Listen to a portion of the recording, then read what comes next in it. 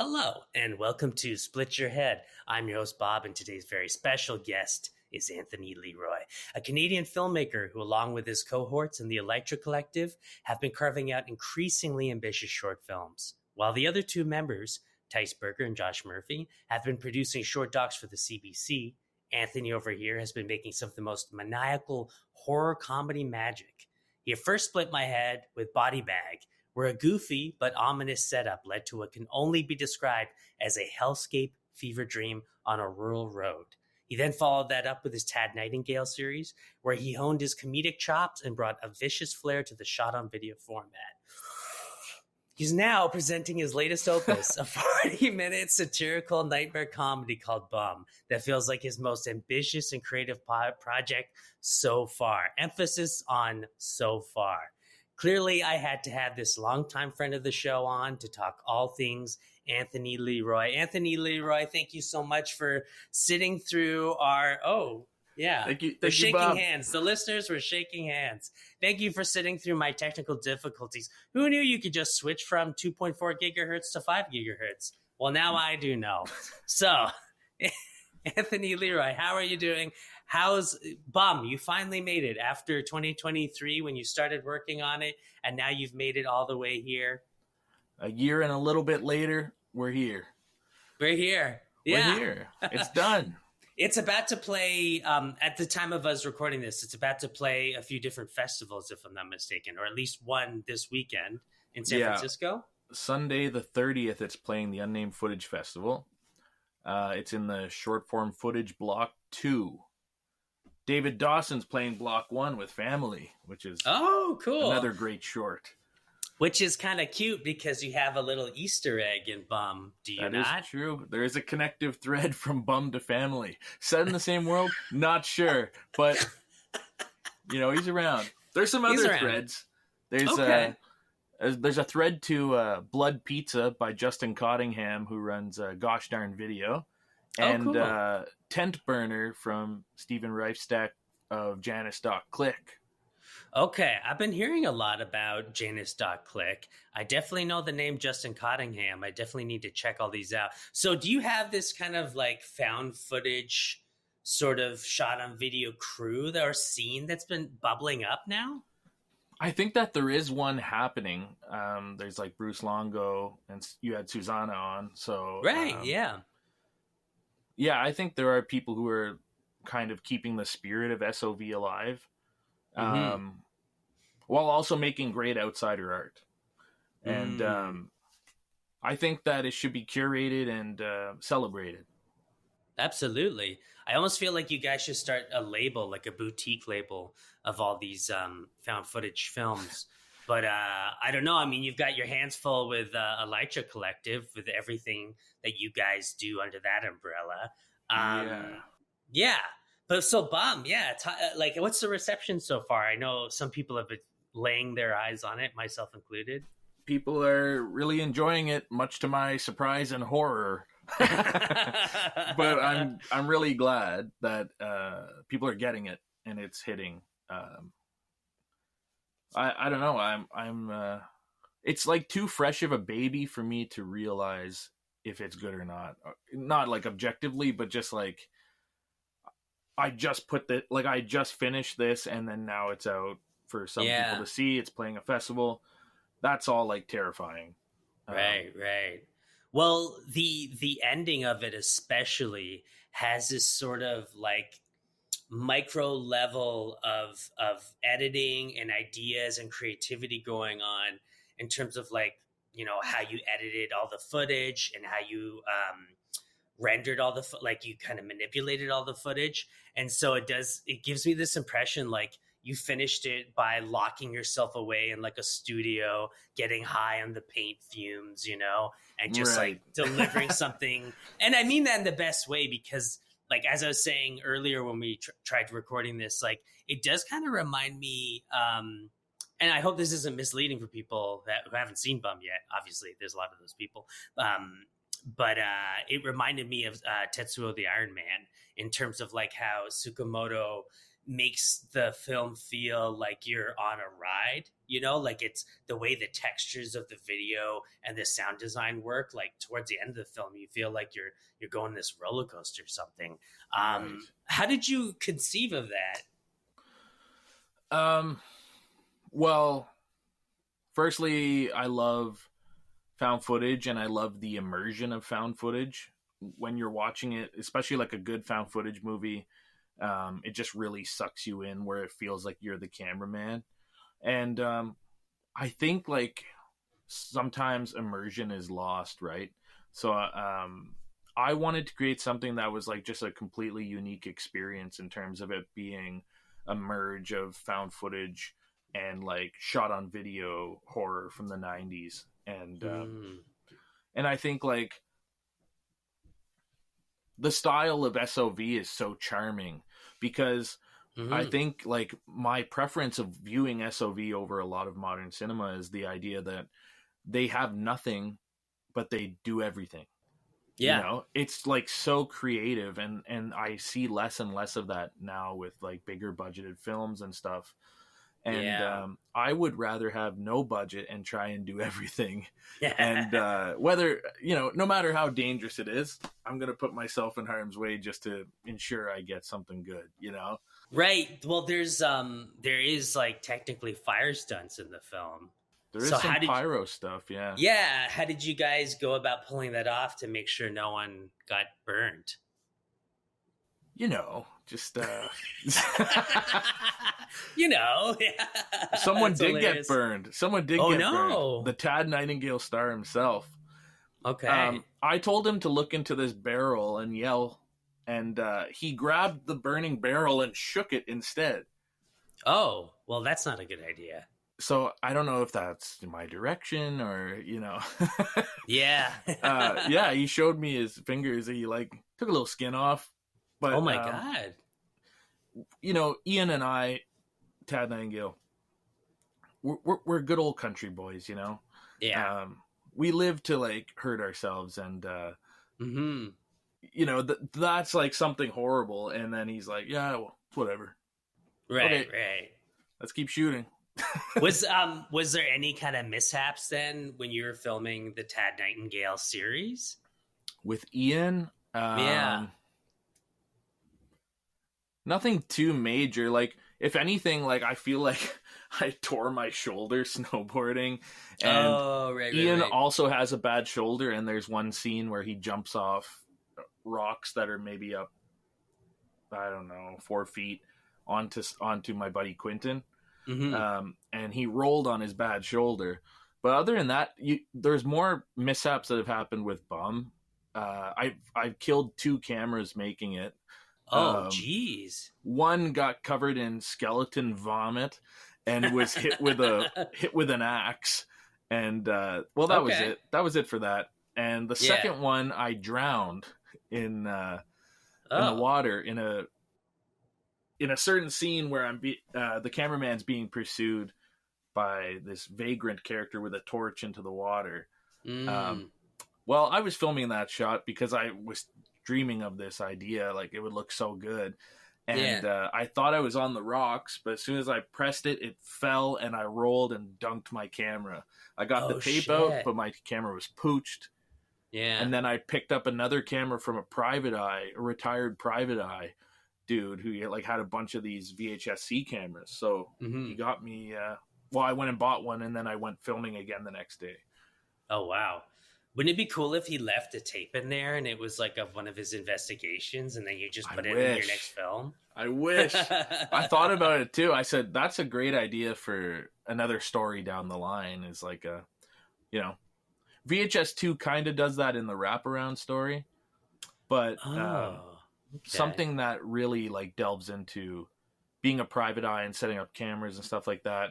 Yeah. I got some ideas, you know. Right on, right on. You know, watching Bum last night, I was thinking like, oh my God, this would totally fit right at home in one of the VHS, you know, anthology films, you know, except that like, I guess it's a bit longer than most of them. Yeah, true. Was that something that you kind of set out to do at first, or it just kind of kept like building upon itself? Well, originally the movie was around 49 minutes, and to me, I think Oh that was shit. the better cut. But Mm. I met a producer in Montreal when Brain Bucket premiered at Cabana Saw, Hmm. and he we're trying to get a grant for my first feature, and he wants to produce it. Nice. But that means I can't make a feature, and according to the Academy, 40 minutes counts as a feature, so I made bum 39 minutes, Oh, which means I had okay. to cut 10 minutes out of the movie. But Oh ultimately, no. I do think it's better cut. Okay. Um, there wasn't a whole lot missing in the end, which is arguably the more insane part. But a lot more like banter and stuff like that. But I think we Ah, have okay. just enough of it anyways, so Yeah. I think it's a Yeah. stronger movie as a 39-minute cut. Well, it feels more like you get 20 minutes of comedy and then you get, 20 minutes of horror, Yeah, right? So maybe then the ratio would have been a little off, I guess, at that point. yeah, I People would think have been so. like, well, now I want 10 more minutes of horror to make up for that. Yeah, exactly. And if I could just like balance both sides and then really go hard with the horror aspects, then Hmm. I think the movie will be like memorable or good. I Yeah. it like I said, it was too it's too fresh for me to like really sit and enjoy it. Yeah. But I'm starting to turn my head around. I'm starting to split my own head on it, and Oh, okay. Okay. I enjoy it. I think it's Yeah. fun. I think it's funny too. Well, Andy Warhol always said to not see what people are thinking of your work and to just move on to the next thing. So in a way, I think you're kind of right to not like absorb it too much, the Yeah, reaction. If people give you valuable feedback, definitely take that. But yeah, just be like, it's my baby and it's too close, and just start working on the next thing. I But of got I course, you just yeah. put this out, so give it some time. I got some stuff lined up already. I got to get to Of work course you like do. Of tomorrow. course. Yeah. But I was gonna say, like, speaking in terms of like the comedy and then the horror aspect, to me this felt like your funniest film so far. And I think like you've always been kind of doing horror comedy. What do you think it was that kind of led to maybe this being like the funniest? Like how did? Because to me it would have been that it's like that mixture of like the good jokes and the editing like colliding perfectly. Mm. Yeah, I made sure that my mullet got a lot of screen time and a lot of really hilarious Okay. zoom ins of my stupid face. Yeah, But there's some good ones. Yeah. above all, I think the reason the comedy works is because it's as authentic as possible for how I Okay. approached it. Okay. Um, I think like sometimes I'm scared, like of what other people think. I think like I've struggled with that a lot, and especially in my art where I've been like super defensive. I don't feel that way anymore, but Yeah. it's like I can't lie to myself. I have to make this as authentically funny to me as I can. I don't care what if other people think it's funny. I want to make sure that when I'm watching it, I think it's funny. Mm-hmm. Yeah. Um I also have to bring up Brandon McKagan, my boy, my sound designer, my Oh composer, yeah. and Garrett Dumoulin from Quan. He's the guitarist. Beautiful Mm-hmm. man. Those two guys are just they're my backbone. I'm looking at these images I'm cutting and I'm like, this is really cool looking, but it has no bass, it has no matter. And when Brandon and like Gary would come in and do stuff, I would be like, this is kind of like what I'm thinking in my head, something really insane like this, and then they would just deliver. Um, so I'm eternally grateful for them, and especially in found footage movies, sound is everything. Um, Mm. because you could shake your camera around and bash through trees and see a second glimpse of your feet running and whatever. But Yeah. if the sound is tight and crisp, it really is immersive. Yeah, because it makes your face feel like it's being pushed against like the camera itself. Like you're Yeah, in the camera. yeah. And That's cool. Brandon, he's one of the four people who, maybe it's more than four people. Brandon's one of the team that's worked on Trepang 2, which is a video game that's kind of like Fear and Okay. Doom put together. Cool. So he has to create immersive sound environments because he is making a video game, right? Right. And it's like a first-person shooter as well. So when I'm telling him this guy has to be here and distance and off, he already knows what I'm talking about when I say something like that, right? Okay. His mixing is just beyond me, you know. I just I'm lucky to work with the guy. So then the whole ending sequence, is that something that you actually like choreographed every kind of section of? Or because it feels almost like you're discovering like different avenues to go with it. You know what I mean? Like almost because there's a musicality to it, you know, like I guess for, you know, you're a musician, like I'm a musician, like it kind of clicked into that with me of like, there's sort of this musicality and rhythm to everything, you know? Yeah. I'm thinking like in the third act, there's almost 2 third acts in a way, because I think there's an expectation maybe that it's winding down and then it comes back up again. Oh, that's true. Yeah. And one of the big things I really wanted to delve into was creating a super acid looking VHS look, like something. Yeah. And in like one of the pivotal scenes in that third act, I told Brandon, I said, I want the music to just feel like really crunchy.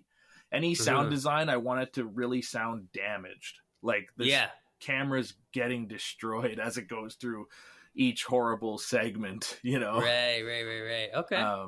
So that was something we had to work back and forth with for a long time, you know, just trying to get all that shit done. And then while still like trying, you know, there's still things he needed from me in the last minutes that I was like, oh, this sounds more shallow because it doesn't have like a layer of the original camera audio, which has this strange bass once it's mixed. So then I'd have to like go and look for that part and then send it to him like the day of we were completing it. Oh, wow. It was really annoying. So that was like the last thing holding you up then to get it in for the festival deadline. Essentially, yes. Wow. We didn't even meet the deadline. Oh no. It's not playing? No, it is, but we had to get like an extension to complete the movie for the time. And I said I would. I said, you know, I'll die on that hill. If I say I'm going to do it, I'm going to do it. Right. But that was a stressful time, and I'm glad to feel my stress dissipate very slowly over the last couple days. Right. Yeah, I mean, you feel it because it feels like really labored over in a good way. Like, like it feels like very organic, but to me, it feels so like micro. Like I can just see every little tiny idea is thrown in there, you know? Yeah, I worked my ass off. Yeah, I can imagine. On this one, more than probably anyone. And Wormburner would have been like very close because we shot 2.5 hours of footage and I had to cut it to 5 minutes for Cabana Song. So really killed all my darlings just to streamline that movie.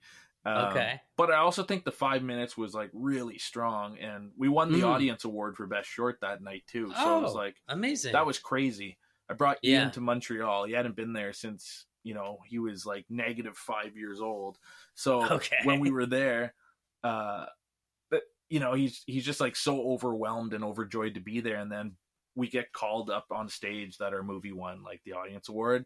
Yeah. I just gave Ian the mic, dude. I was just like, here you go, bro. Wow. Okay. They're not here for me. They're here for you, you know? Right. Yeah. It was really fucking awesome. I drove home and got a speeding ticket.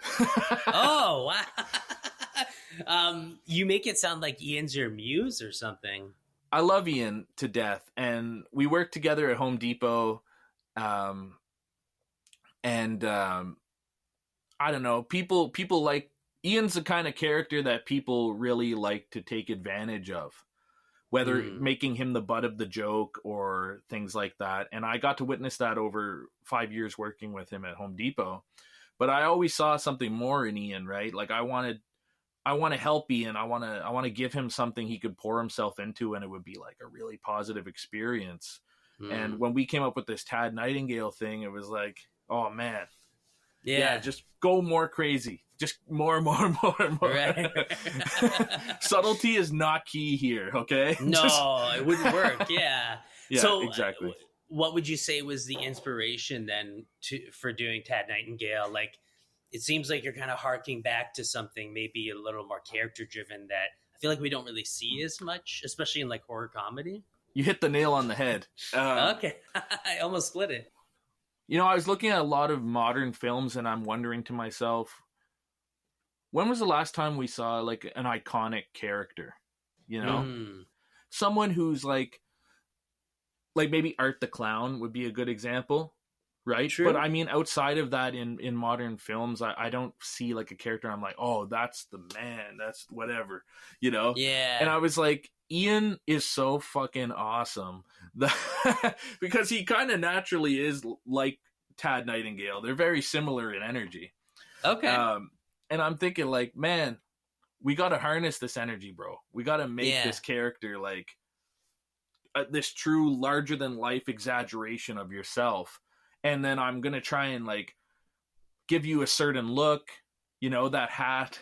He always has that hat on. It's like made of straw or something. And it's just like really funny. I know Ian, I just keep giving him more and more stuff. Like, keep going. How about a sword, Ian? Yeah, okay, great. Yeah. He's almost got like an Ernest kind of vibe a little. Yeah, for sure. He's like, he's just insane. I love him so much. But you've made him the villain so far in all of the shorts, right? I mean, it's gonna change. It's gonna change. Oh, okay. At my birthday last year, I made him run around with my VHS camera and film my birthday party. And the footage he got was so good that I was like, man, we should do a found footage movie and make you like the cameraman, because cool. He's always in front of the camera and stuff, and I still will put my cameraman in front of the camera in the movies, but with Ian, it's like, oh man, like your commentary on everything would just be so consistently funny. Okay. And it is going to change. I do want him to come to the, you know, the good side there and join some people. But he wouldn't be Tad Nightingale at that point, I guess. No. But I mean, okay, Ian does show up in Bum as this really insane, basically Tad Nightingale as a cop. I'm not asking him for any depth. I just want him to be insane because it's kind of believable. Yeah. Oh yeah. Especially in a cop uniform. I was like, oh my God. Ian was walking around with an assault rifle on the highway and these two cars went by in his cop uniform. He did that? Oh my God. Jesus. We also had the police lights too. We also had the police lights and everything too. So it was like, yeah. Wait, the same police lights you used for Bodybag? Yeah, same police lights, yeah. Okay. You told me that you tricked that basically, right? Yeah, because it flashes purple and red and not blue and red. So okay. Yeah. But, you know, that was works. But then the last time I used them for Bum, I said, "Oh, it looks pretty fucking blue." I don't know. Maybe I was wrong. I feel like you can kind of like color correct that. Yeah, and it's one of those things. It's one of those things, and like this is sort of when I think found footage especially can really pop up, is knowing that part of the magic is not showing too much. Like, you know what I mean? Like, because you did it so well in Bum of just like the camera kind of going past certain things really quickly, and that sort of makes it scarier than if you just like head on and kept it there for a long time. Because then people can start to go, wait, you know what I mean? Like, I can see, I know how they did that. You don't want people to know. Can't do that. It's all an illusion. It's an illusion. Josh, I have to commend for that too, because he shot a majority of the movie, and I think more of the stuff in the third act I shot, and then like the first and second act is all Josh too. And Okay. Josh knows. He's a very great visualist. So when I'm telling him, zoom into my face till I look like Shrek or something, he'll do it. He's like, he knows comedic timing as a visualist. So right. Okay. And has he been the cameraman for like most of your films so far? Pretty much everything. Okay. I shot like Hunting Party, Brain Bucket, and Worm Burner. I shot all of those. But okay. Bodybag he shot, Mm-hmm. and this one he shot the majority of it too.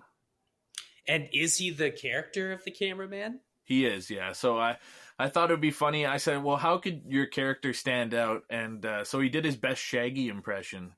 Oh, that's what that is. Okay. It's like Bubbles and Shaggy. A little bit. It's just like a very like it's almost like falsetto kind of voice. Yeah. I just made him. It was hilarious getting ADR from him because he was just like squealing into this microphone, running in place. It was perfect. I wish that you had this kind of stuff caught, like filmed, and just you could do like a blooper reel or like behind. I do have a video of it. Yeah. Oh, cool. Yeah, okay. A lot of things with Bum we didn't catch as B-roll, but there is a lot like Worm Burner and Brain Bucket have a lot of like B-roll bloopers and stuff like that. Bum was my most ambitious, but it has the least of that. Right. Like you kind of just caught, you just filmed exactly what you needed, more or less. Yeah. And it was all like pretty fun, right? So like, Mm-hmm. I don't know. We want to use that fun as well. So some of the times we're like, whatever, laughing or stuff like that. It was hard to get through a lot of takes because our delivery would make one another laugh. Right. So I had That's to be a good really sign. clever. Yeah, I had to be super clever about how I was editing that. But it was a full course meal editing wise. I feel really good about that, at least. Yeah, I can imagine. Do you see yourself always editing your own projects? I think so. Yeah. It's something that I've always found kind of weird, the idea of someone completely giving up their project to be edited by someone else. I feel like Harmony Korine said that maybe, and I feel like it was him. I saw him in an interview say that, how he's like, yeah, I don't understand a filmmaker just being like, okay, now here you go. Because to me, the editing is where so much of the actual film is made, Yeah, totally. I think like if you're writing the film and you're also directing it, that means you know how the story should go visually and, but also you have to really be able to trust your editor to ensure that your vision also comes alive and then also their vision comes alive at the same time. Mm-hmm. And I think I'd rather just do it all myself. Yeah. Well, it's less people to pay and worry about budget-wise, right? Which we don't have. Yeah. No, that's fair. Well, that makes me think, actually, because in my review that I wrote on Letterboxd of I compared it to the Blair Witch remake, which, I must have had a way bigger budget than you guys had. And I feel like he didn't really nail what I think you succeeded at doing in the end of the film, Yeah. He didn't, I don't know, like, he Are also you had a a fan bigger of that budget film? than the original Blair Witch as well. Well, yeah. I mean, to me, the original Blair Witch is like a masterpiece. Yeah, So, exactly. I feel the yeah. same. I don't hate Adam Wingard's Blair Witch movie. Like, it's fun. Especially a third act, I think, is like a lot of fun. Yeah. But it's pretty also run of the mill for like a big budgeted found footage movie. I do like the third act, but I think like the first two acts could go. Yeah. Well, everything with because it's been a while since I've seen it, but everything with like the main woman going through like the tunnels was cool. Yeah, But- that's the third act. I love that Right. shit. Yeah. That stuff's great. Everything leading up to that, there's all these scenes of her in a forest, or the different characters in a forest, and it seems like it's trying to be very textural and very like you're feeling what's going on. And I think, I felt like it was disconnected. It didn't affect me in any way. And then I see Yeah. your film and I feel like it's like, okay, the ending is like rubbing against my skull right now. Right. Yeah, I think the argument is too that like the movie has such a big budget that it can't really pull Mm, off the more analog horror of the original. sure. Because it's not shot on the same cameras, it's not even set in the same time. I No. wanted to make a movie that I'm not, it's like set in the late 90s, and we were using tech from that time mostly, and anything else, like I was very clear, like I don't want to show that, or I don't want to have this in the movie. Just Mm, keep everything old school, and which hmm. one quick trip to a thrift shop and you'll be fine. you know True. Yeah, yeah. Especially since it's only like a few different characters, it's only a couple different locations. hmm Like if you were to do something like multiple locations, multiple characters, especially like background actors and stuff like that, that might be harder to kind of maintain the time period and everything.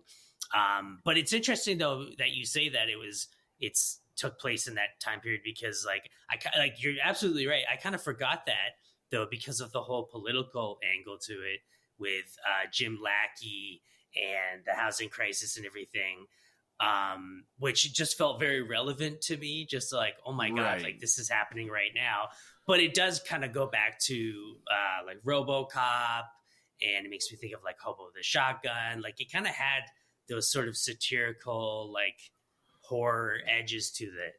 Yeah, I wanted it to be a satire, but without being like a full blown satire. You know what I mean? I Yeah, wanted to more like have, I wouldn't say subtle, but have yeah, certain satirical edges to kind of like bounce off of as we're going down mm, this cliff. And yeah. there are still things the movie says, and still has a commentary, and it is like probably my most personal movie, Mm. because it's about like I mean, there's a lot of different themes, even in regards to the characters and their dynamics and their trajectories as well. So Yeah. um, I don't know. I like to look at it like an alternate reality of the 90s. You know, Oh, okay. I Huh. think that with like Tad Nightingale as well, like those movies are kind of like, I want those to feel like an alternate reality of the 90s, and they're all kind of centered in their own world. Mm. Yeah, almost like you would have, if you took a time machine, you found like this like, dirt covered VHS, and that would be, Worm Burner or something. Right. Yeah, yeah, yeah. And it's Mm. like, those movies are really fun to make. I Yeah. will Oh yeah. it's essentially just a pizza party with some PBRs, and Okay. everybody hyping up their own stupidity and Yeah, gung yeah. ho energy. Right, right. But then, the real work, the like hard work seems to come then more in the editing afterwards, where you Yeah. just you don't sleep.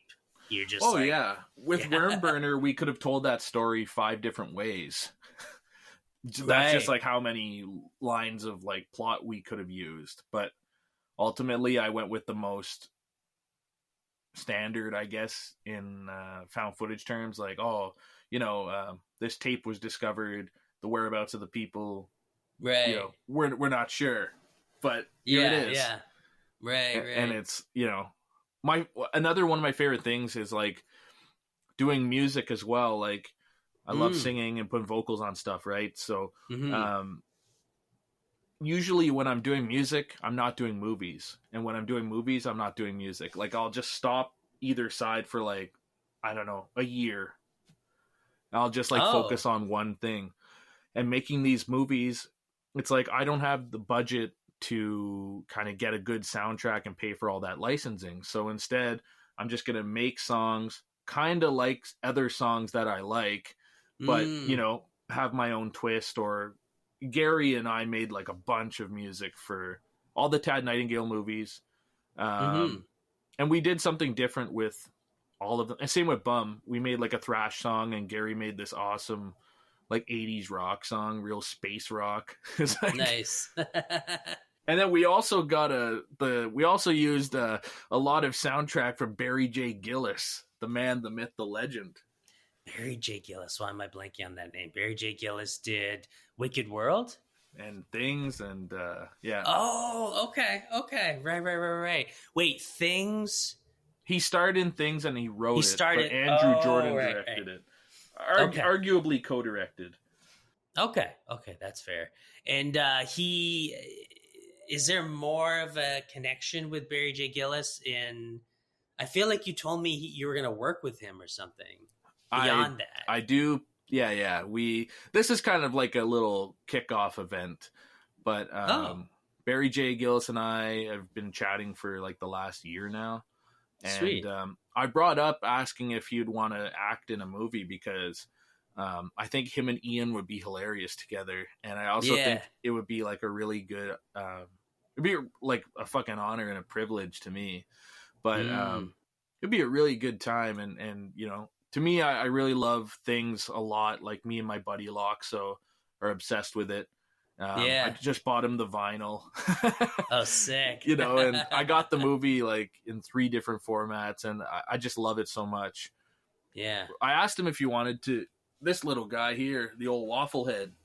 Yeah.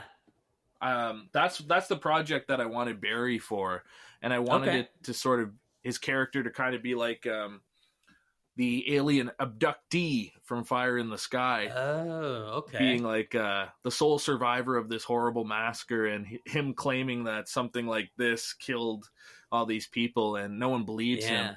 So then these real dumb redneck guys decide, let's take him out there and prove him wrong.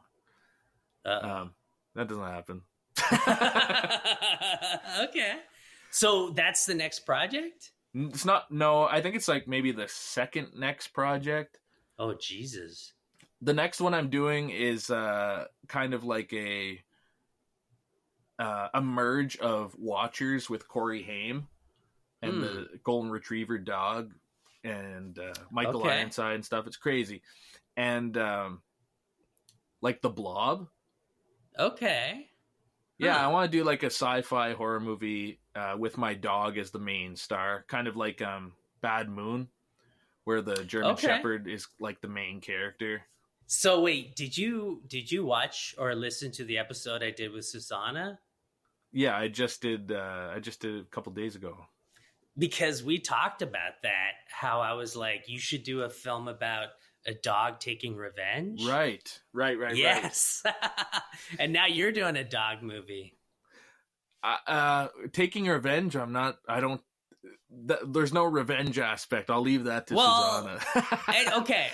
I'm not trying to say like, hey, you're taking my idea. I think when I like mention the similarity of these things, it's because it's showing that like, you know, multiple people around the world might be having like similar ideas or getting a similar sort of like buzz on something, you know? And I think that happens a lot in music where like a scene will pop up. It's like, oh, you're doing that kind of like hardcore and so are we. And we live like, you know, halfway around the world. And I kind of love when things like that pop up, you know? And I think that's in a way that's kind of happening with you. And we're talking about this.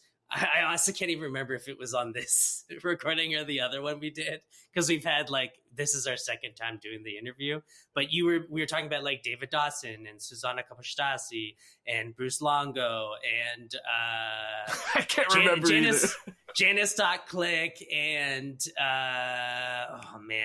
and Justin Cottingham and I'm sure there's like plenty more people. But you guys are all kind of like in this zone of doing really creative, like outsider SOV films, you know? Yeah. A lot of my things will come from like, if I have really bad sleep paralysis, I'll just have a really shitty nightmare. And I'm when I wake up, I'm like, that was some fucking weird imagery. I'm going to write this down. And then I think about it more and more and more and try and like not lose sight of what I dreamt about. And then I start trying to turn it into a story.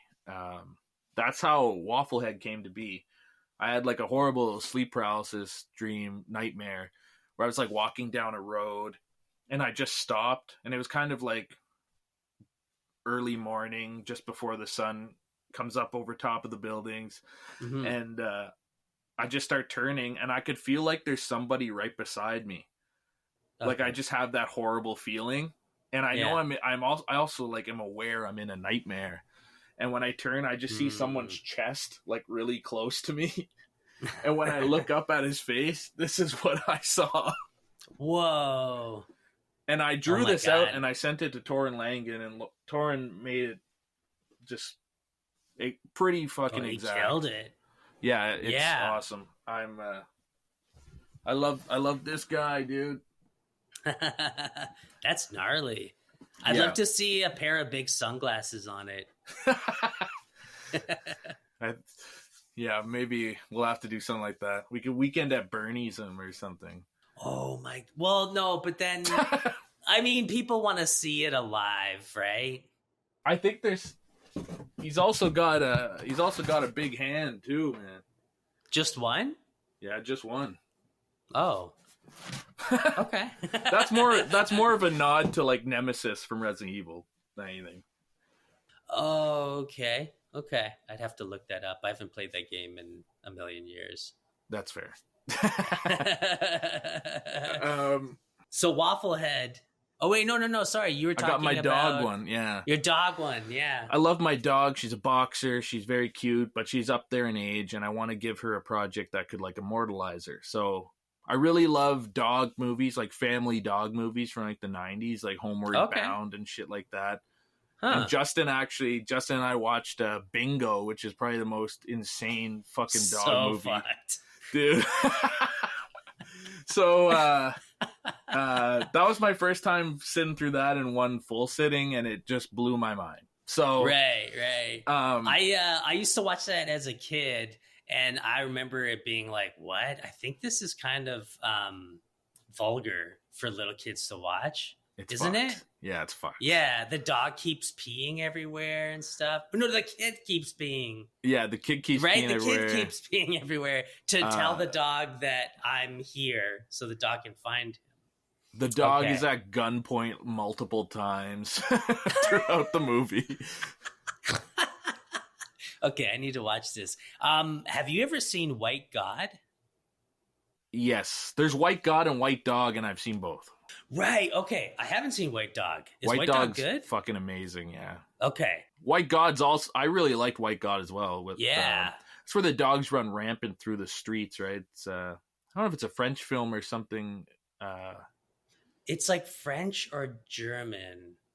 Yeah, it's one of the two, I think. One of the others, yeah, around there. Yeah, that's a great movie. I got it on Blu-ray. Nice.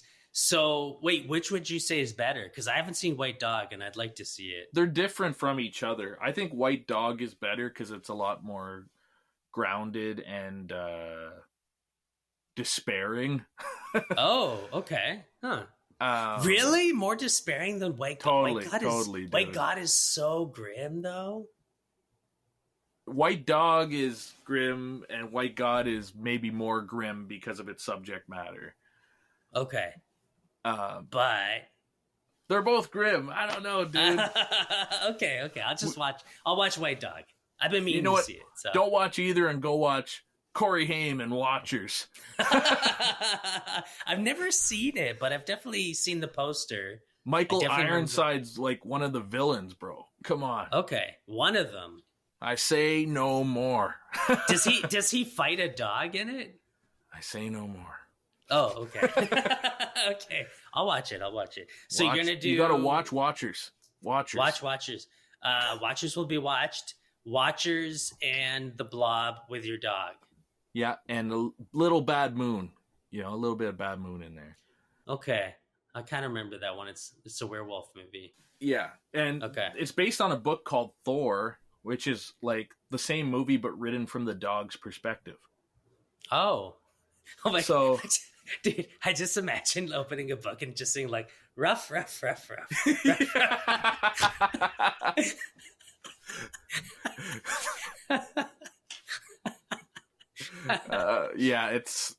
that's the prologue. Yeah. I And wish there's that was just the like case. slobber all over it. It's like a scratch and sniff book. Okay. We got to get back on track. Oof. My I had a sleep paralysis nightmare where I was Yeah. transporting some chemicals in like a white milk truck or something. I guess all milk trucks are white. I don't know. Mail truck? I don't know. Anyways, a mail truck? I don't know if it's mail or milk. It's just a truck. Oh, okay. I know what you're talking about. Those kind of like a mail, yeah, like a truck that has like the sliding doors. Yeah, exactly. It's like boxy. Okay. Right. So and I have these like it's like a liquid, but it's inside of a cardboard box that's very thin. So when I don't know what the fuck I'm thinking about here, but I go outside and I start spilling it all over the ground. It starts seeping out of the boxes, and I get so mad. And there's another guy with me, and he's wearing like a suit, like a hazmat suit. Okay. And he starts trying to scoop up the liquid, which is like a red liquid, and put it back in the box. But as he's doing it, he starts melting. His hands start melting, and I'm melting. I could see my hazmat like glass start fogging up, and I feel like I'm in pain. I woke up and I'm just totally what's that thing, paralyzed. Oh my lord. I couldn't move. You're melted. I was melted, dude. Grilled cheese. Okay, were you paralyzed by fear or paralyzed by an agent in the melting liquid? No, I was like legitimately sleep paralyzed. Oh, that's what you mean. Okay, sorry. Gotcha. When I woke up, I was paralyzed, and I said that's how I'll start my dog movie.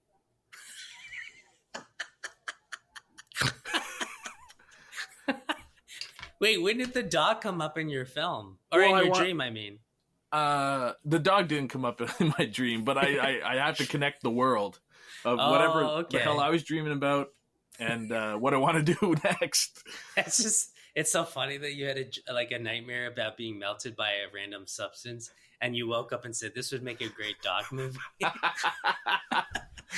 It's the only way, man. I've got it. This is about a dog.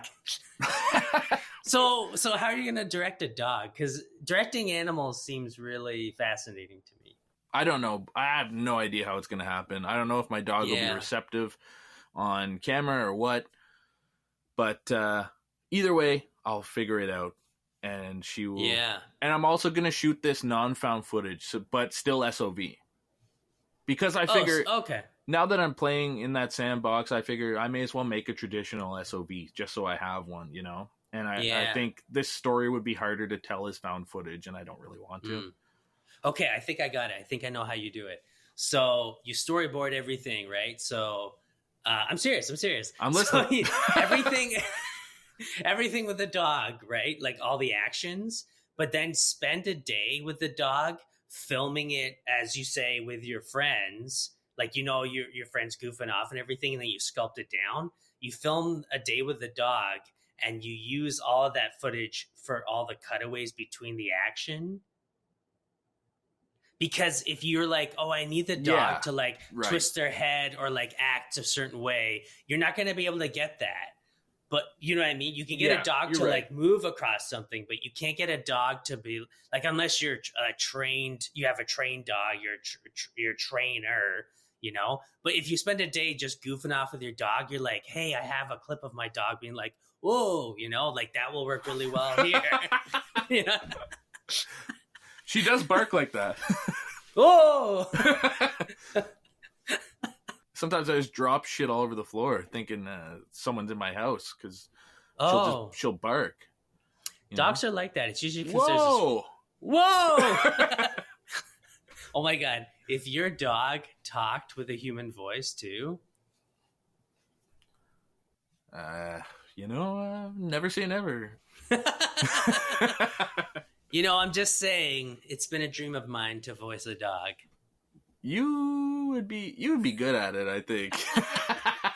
You're just saying that because you're on my podcast right now. No, I'm serious, Bob. Please listen. Okay. Did you notice Jeremiah's voice acting in Bum?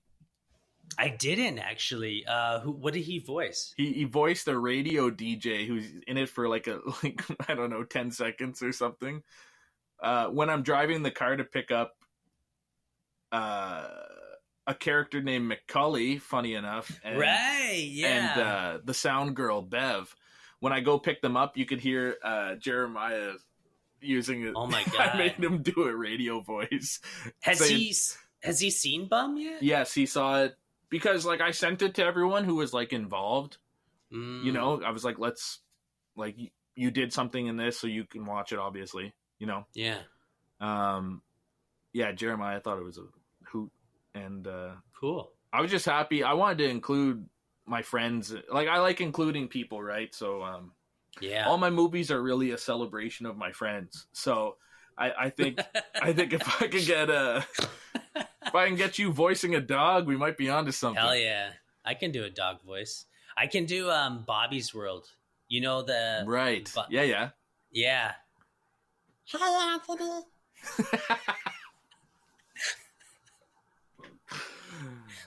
Yeah. Never do that again.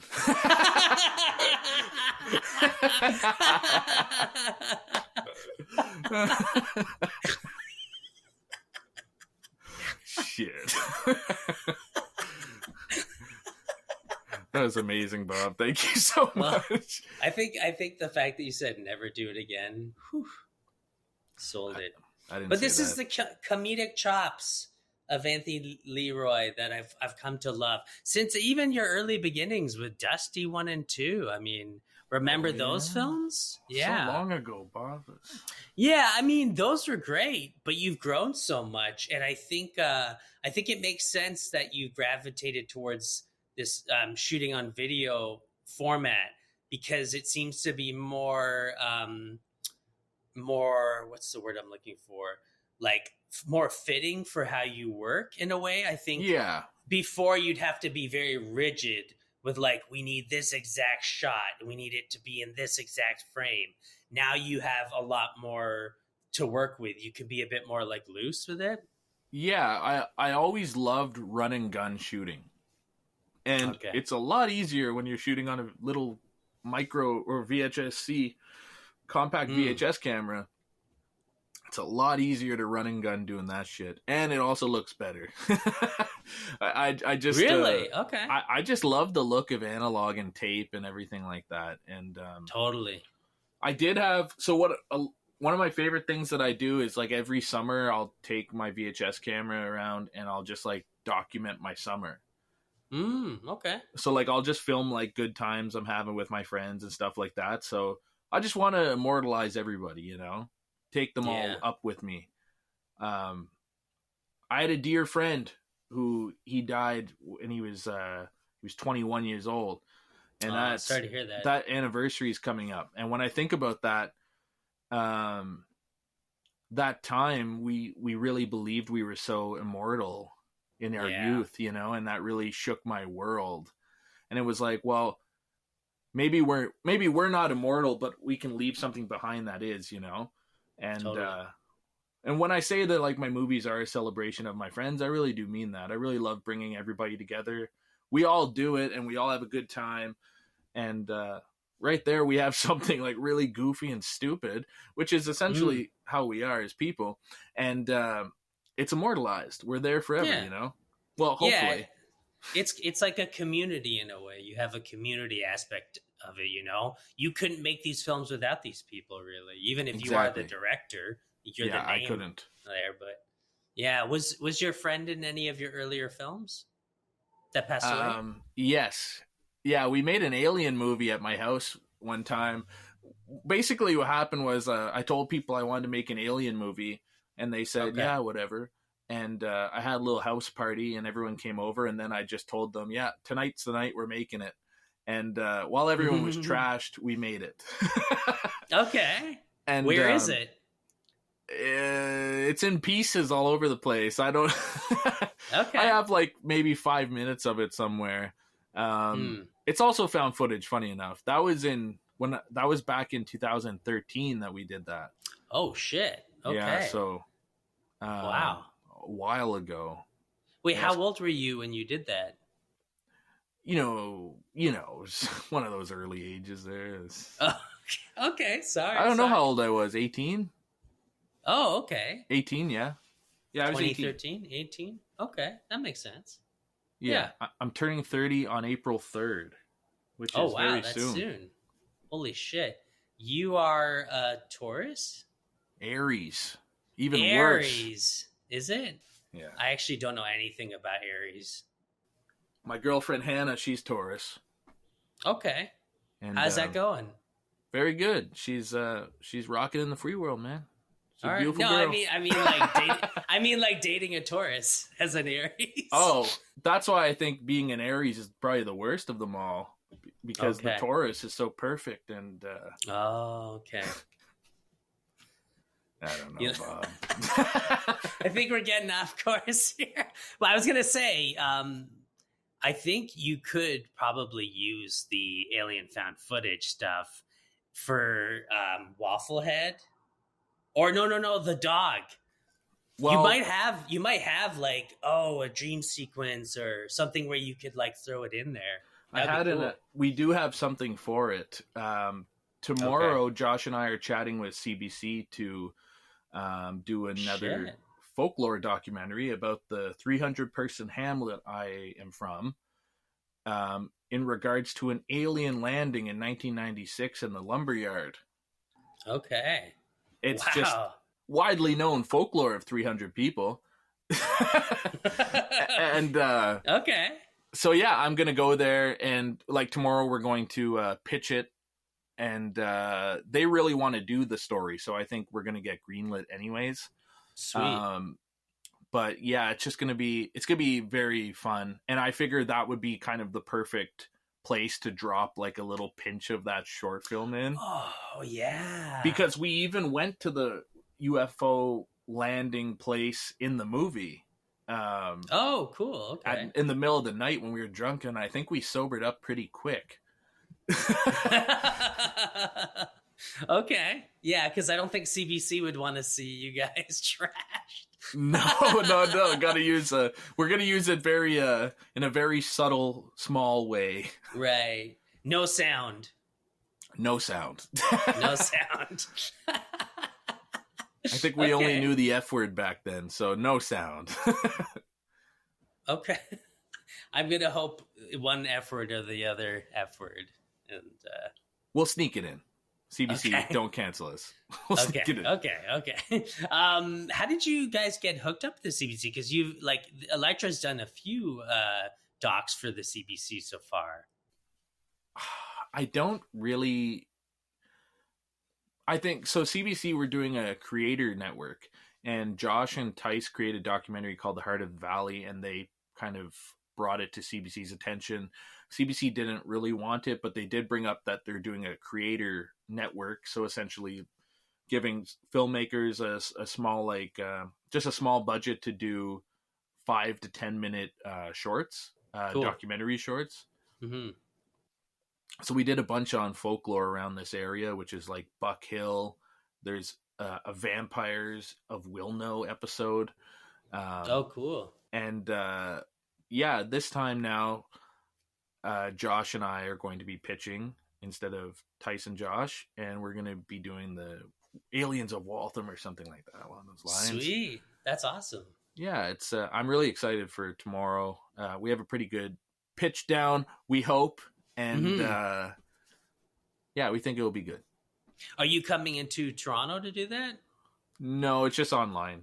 Oh, over Zoom or something. Yeah. Crazy. Yeah.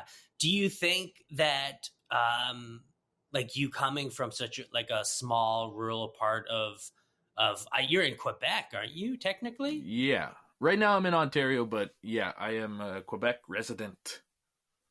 Wait, so right now you're in Ontario because you're at your girlfriend Hannah's place? Yeah. Okay. Yeah. But is that in a sense that you're along the border then? Yeah, I live maybe 10 minutes from the border. Okay. And where we are, we drive a lot, right? Where it's like driving, you have to drive everywhere. It's not like I'm from Newmarket. Right. And I believe that's a much bigger town in terms of population and development and everything. But you still, I don't know how you get around without a car there. It would not be nice. No. No. Riding the bus. Yeah. Riding the bus with my sister, my favorite movie with Rosie O'Donnell. Oh my God. Have you seen that? It's awesome. I've seen it 10 times. Oh God. I've seen like clips of it in trailers for it and stuff. It looks like the other sister a little bit. If you haven't seen it, you got to see it. I mean, it really is a transcendent experience. You'll never ride a bus the same way. No. You know? So the breakout performance in that is the bus, is what you're saying. It's the bus. I can't deny it. It's the bus, guys. Name your top 5 favorite films featuring buses. Riding the bus with my sister. Speed. Final Destination 1. There is a bus in there. I think it's about a bus. Shit, man. Nobody. I'll say Nobody. And number 5. Oh, okay. Number 5, I'll say Scary Movie 3. Oh, what's the bus scene in that? Simon Rex is like getting on a bus and the door closes on his neck and drives away. Oh, shit. Okay. He's saying his goodbye too long, you know? The door just had enough of it. Driver just took off. You know what one of the best bus scenes of all time is? Have you ever seen Baby Blood? Oh, shit. I knew. Oh, yeah. I wasn't even thinking about Baby Blood. Okay. Yeah, I have it. It's great. I love that movie. The ending on the bus. It's a goofy-ass movie, that's for sure. It's very underrated. Like, one that not a lot of people know. I blind bought it on Blu-ray, and it just blew my mind. I think I did the same thing. You know, would I be right in guessing that you discovered that through Letterboxd? Yep, 100%. Yeah, same. Avid Letterboxd user. Yeah, you and me both. I know, that's how we met, I think. It is, yeah. Through Letterboxd, yeah. And now we've met in person. I'm so sorry, man. So, Bum is on its... I mean, at the point of when this comes out, which I'm hoping will be mid-April, Bum will have played a few festivals. At this point in time, there's no Canadian festivals, which I thought... You know, it's funny. I kind of weirdly find that exciting, you know? I think there's something... Would you not agree about, you know, being a Canadian, you're always like, oh, it's cool to be successful at home, but man, if I was successful outside of Canada... Like, that'd be fucking amazing. You know what I mean? Yeah, exactly. Like, no American says that, I'm sure. They don't even know, like, Canada exists, you know? Really. Their geography of Canada would probably be worse than our geography of America. You know. Yeah. They've got a lot more to remember, though. I mean, we only have 11 provinces. So anyways, you know, let me think. I do not have a Canadian premiere for Bum. Okay. Not yet. Does that mean I get to cherry pick because I have so many offers? No, I just, I don't. Well, give it time because you've been doing Terrible Fest. You've been doing Cabane à Song. That's what's called Cabane à Song? Yeah. There's other festivals I feel like you've been playing stuff at in Canada. So it's only a matter of time, really, you know? Yeah, I feel like if we do get on somewhere for Canadian premiere, I would hope it would be Cabane à Song. Okay. Frank, who runs that, man, he's the dopest dude. And cool. I hope I'm not oversharing, but I think him and I are bros now, you know? Okay. Well, if he listens to this, then we'll see. Yeah. Frank, I see you, dislike button. I see you, bro. Oh, Frank that runs Cabane à Song. Yeah. Is he a filmmaker as well? He's a filmmaker too, yeah. He's also helped with a lot of productions. He's worked on Turbo Kid, stuff like that. Oh, no shit. Okay. Yeah. Frank's the GOAT. Okay. He's the king of trash in Montreal. That's what we know. Okay. Well, he'll hook you up, I'm sure. Also, there's Toronto International Film Festival. Hello. Scary. I stay away from stuff like that. Dare to dream, man. I mean, who knows? Sundance? Last time I dared to dream, I woke up with sleep paralysis. Yeah, but then you thought of a really cool dog movie. Yes, you're a dog movie out of melting people. Yeah, I don't think of hitting festivals like that. I don't know why. It's just not. It's like the bottom of my list. Okay. Maybe because I just don't think what I'm doing could hit those festivals. Like, that's not what they're looking for, and it's not really what I'm looking for. But I don't know. Yeah. I used to have a distant dream to be having a flick in the Midnight Madness program at TIFF, but I think that's a realistic dream. I guess it's realistic. I just I see it slipping away with each passing day. But you're like getting you're going upwards though. Like you even said, okay, you did say early. No, I'm like, was it on the other recording we had to do? You were talking about how you met a producer when you were at Cabana Song, and he's going to be helping you produce a feature, your first feature. Right. Yeah. Yeah, I think eventually, maybe when I get to that point, because it's not like primarily me doing everything, you know, like I'll have other hands in the pie. Then my goals will shift, I guess, for where I want to start putting these movies. Right. Can you talk about this first feature at all, or is that kind of like zip? I mean, it's very early, but essentially it's going to be like an acid trip nightmare version of Planes, Trains, and Automobiles. No, really? Yeah. That's amazing. Crossed over with Weekend at Bernie's. Okay. Wait, you're making this up? No, I swear to God. Wow. Okay. Nightmare Acid, Weekend at Bernie's, Planes Mistaken for Stars. Yeah, there's yes, okay. An acid trip nightmare crossover between Planes, Trains, and Automobiles and Weekend at Bernie's. Okay. Wow. That's the pitch. And I got I actually have to send a 5-page synopsis to my producer by the beginning of or middle of April. So better get working on fleshing that story out. I have some plans. Okay. You just have to do some more nightmares. You just have to have the sleep paralysis. I'm gonna get my sugar fix and stay up all night. Is that okay? Because there's been like people over the years have said certain things will give you nightmares. I've found that if I have candy really close to going to bed. Oh yeah, if I'm terrifying. Sugared out, well, sayonara. Yeah. I've heard, though, from people in England that they swear that cheese is the one that does it. My life is starting to make a lot more sense now. When you need to write it, you should honestly, I'm not even joking, you should just try to like induce a nightmare, like eat a bunch of cheese and candy just before you go to sleep. Like as you're sleeping, just see what happens, you know? Yeah, I might sleepwalk and then...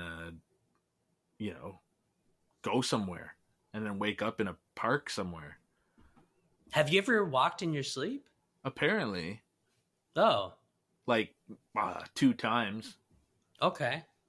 But you walked? Who's counting, you know? Who is counting? Someone told you 2 times. One time I was so drunk I went to sleep and I woke up this is New Year's, and I woke up and I came out of the room with my eyes rolled back into my head, and I tickled my buddy Noah on his sides, and then I went back to sleep.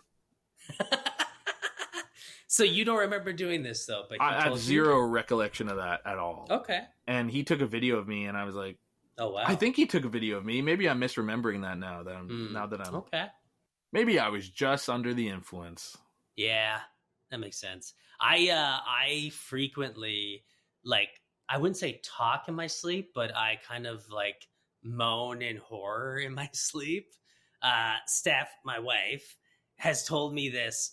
She's tried to actually if she is woken up by me doing it, tries to grab her phone to film it or record it, because it sounds so hilarious the way she describes it. Because she says I sound like an old lady, so she'll just wake up to me like, "Ooh, ooh." I'm not even making this up. And sometimes like I'll wake up like as I'm doing it. You'll be like, "Whoa, what happened?" You know. I get it. I'm a big yapper in my sleep. Okay. And I think it's the problem is that I just don't shut up. And when I go to bed, I ain't done. I want to talk, you know. I'm not. My conversations are not over. Wow. It's one of those things, man. I feel like Girth Brooks is showing up. We got to keep that guy hidden somewhere. Are we going to see him in any more films of yours? I'd argue he's in every film I've ever done, because some people call it acting and I call it LIVIN, you know? So I don't know. I definitely want to make, like, I loved playing that character, which is like an exaggerated version of the worst tendencies of myself, I think. Okay. And it was so fun to just say all that stupid shit and just like revel in that garbage. Right. Really funny. Yeah. I don't know where. I love acting, but I don't know what I'm going to be doing next acting wise. Oh, other than this dog movie. I'll be in the dog movie with my dog. I should probably be the main character with her. Yeah. We'll see. It might be easier to get her to act and everything, so. Yeah, I think so too. Yeah. Now, before we wrap, and I just want to say, don't be sad, because you're coming back. You're coming back. Anthony, you're coming back next season to talk about the dog movie, the alien movie, Wafflehead, alien CBC doc, and the feature film. And there's one more thing here. A top secret Tad Nightingale short film. Oh, okay. With a paintball team. I've always thought it would be cool if the paintballs could be red and it's like blood. Yeah. I like when that happens. That's the thing. He's like, man, this guy has a lot of paint on him, but it's Ian. Oh, wait, it's I'm not even going to advertise it as a Tad Nightingale movie, but actually just as a paintball found footage slasher movie. Okay. And then it's like, this guy's trying to wipe his paint off, but it's Ian like with people's blood. Oh, okay. That works. He's going to be masked up, you know? Zero Boys. Right, yeah, Nico Masterakis or... Right. Yeah, right. Yeah, true. I wanted to do a laser tag one. Oh, yeah, that'd be sweet. Then the laser is like a laser that like burns through you. So when people are running around, they're like, "Oh, that hurt." And then all of a sudden it like cuts through their head or like cuts off their arm. How am I going to do that, Bob? How? How am I going to do that? Movie magic. I better start looking into stuff like that. Yeah, make it happen. Well, I look forward to all these projects, Anthony. I look forward to talking to you in real life, as we always do. And when you come on the podcast again. I can't wait to come on the podcast again. As soon as I get my head stapled back together, you're going to split it again. I'll tell you. Again. Like, I just got this stapled together. Questionnaire time. What is one item you can't live without? I was not prepared. One item I can't live without? Probably old Wafflehead here, you know? Yeah, that works. Torrin worked his butt off on it, and I'm just happy with it, you know? Even if the movie doesn't get made, it's pretty awesome that you have it. So it's like, the movie's done. You're right. Yeah. Yeah. I would, yeah. Sure. Okay, Waffle Head. Okay. What was the last great movie you saw in theaters? Haven't gone to theaters in a long time. Everyone's saying that. No one goes to the theaters anymore. I get mad because a new movie comes out. I'm so stoked to watch it. Mm-hmm. Then, like, by the time I'm going to watch it, it's like, oh, it just came out in digital. How convenient. Oh. Well, that was like a week. That was like a week delay. Yeah. Yeah, they come out fast and on digital now. It's kind of crazy. You know what annoys me is that the movie won't even be out in theaters, and then I'll see fucking like one of the accounts like Disconnected or Dawn of the Disc will be like, oh, it's coming out on Blu-ray in April. I know. And you're like, why it didn't even come out in theaters yet? I don't even have to wait for it. I don't have to get hungry for it anymore. No. That sucks. Yeah. But anyways, last time you were in the theater and you went, holy shit, I'm giving this 4 stars. The last truly great experience I had in theaters was watching The Thing. Oh, cool. Okay. Yeah. But that was like 3 years ago. That's okay. Jeez. You could stick with that. The Thing was great in the theater. Masterpiece. That's 5 out of 5. Probably my favorite movie, so... Yeah, I haven't seen it in theaters, but I definitely will, because it tends to play here like every couple months or something. It pops up in the theater. So yeah, it's great in the theater. It was like I'm glad I scratched it off the list. Nice. What was the last great concert you went to? There's only one. Hannah and I went and saw Creed in the summer. Right. I knew you were going to say that. I walked in there with arms wide open, dude, and I had a great time, bro. I was levitating. It took me higher. I was just, Okay. It was, wow. Yeah, profound experience. Yeah, I get it. Super. Or Matthew Goodband. Matthew Goodband was... Oh, very Canadian, yeah. Or Silverstein, even. And that's also Canadian. Oh, that was great. True. Those were all great concerts. Sweet. What was the last great book you read? I have a book here I'm reading. Okay. It's about shot on video movies. Oh, which one is it? Analog Nightmares, the shot on video horror films of 1982 to 1995. Okay, so I have the Bleeding Skull one of the 90s. I wish I had it. It's so expensive now. Yeah, I think I got it as a Christmas present or something a couple of years ago. That's a hell of a present. I gotta say, though, I wish I had the 80s one, because I feel like 80s shot on video I like a little bit more than 90s shot on video. That's fair. Yeah, totally. Yeah. Especially Blood Lake. Oh. That was 90, though. Was that 1990 or something? No, I think it's 80s. Oh, maybe. You might be right. I don't know. I should know, though. I love that movie. What about Sledgehammer? Sledgehammer's good. It's good. It's fun. Yeah. Okay. For his final meal, John Wayne Gacy picked KFC chicken, shrimp, and strawberries. For your final meal before being executed, what would you pick? Maybe like belly button lint or something? No. Not without capers. All right. I like capers. I had them for dinner last night. I almost had them last night. They're so good. I'm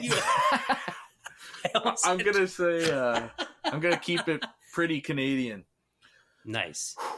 Paten.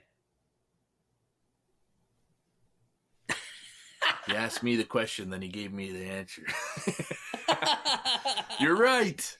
Oh, I fucking love paten. A nice paten, and that would be my side. And then I guess as my main, I would say a stuffed cheese and jalapeno taco burger. What the hell is that? It's just a burger that's like seasoned with taco seasoning. Okay. And then you put like cheese and jalapeno in the center after you hollow it, and then you build your top, and then you cook it, and then when you're done, you put it on a bun with some sour cream, salsa, tortilla chips, a little more cheese, crunch it down. I'm dying, so you know. Have you made this before? Yeah, quite a few times. Oh wow! So you don't get it at a restaurant. You've made that. Oh yeah, yeah. I would want to see the prison guards or prison staff really struggle to make it well, Oh, and okay. then serve me a shoddy poutine, and then I'll Okay. say, "All right, I'm ready for the dirt nap." Okay. Nothing. What's the drink? Oh, um, Malibu rum, pineapple juice, and a dash of red grenadine to form a Ooh. sunset. Oh, nice. Yeah, I like it. Is that called something? I think a sunset is what it's called, because the red grenadine goes down to the bottom and the yellow stays on top. Okay, I like it. All right, final question. Can art go too far? When I'm behind the helm, yeah.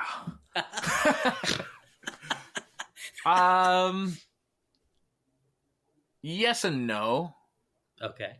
I don't know how to answer that really. I would say no, because art should be limitless and boundless. Sure. But also, some horrible things have been captured on video. And are still further going to be captured on video. And is that art? Or, the camera's an exploitation device. What are we doing with it? I don't know. I got no answers. Jeremiah helped me come up with these questions, and he came up with that one. And I thought it would be a really good conversation starter. But as I'm trying it out every time, I'm always like, oh man, it's such a loaded question. I think everyone goes into it thinking that they have to give a very specific answer, or they have to have the right answer. And I'm like, I don't even know what it means. Like, there's so many different ways to take it. Yeah, it's ambiguous. Yeah. Right. And because then it's like, okay, well, if news is showing footage of something really horrible happening, is that art? Yeah. Or is that news? It's news. Then I don't think art can go too far. Okay. Oh, okay. I see what you. So it's how the context of what the actual content is presented in. That's how I would frame it. Yeah. Right. So if it's claiming to be art, and it is bad. I don't know if it has to be bad necessarily. I don't know. Because that would mean like art is objective. Right. And I'm not necessarily saying that, but I think that there is a line to how well, yeah, I guess news is news and art is art. Okay. So in the case of art, it can't go too far. But in the case of like truth on camera being exploited, that can probably go too far. And it does. Yeah. Okay.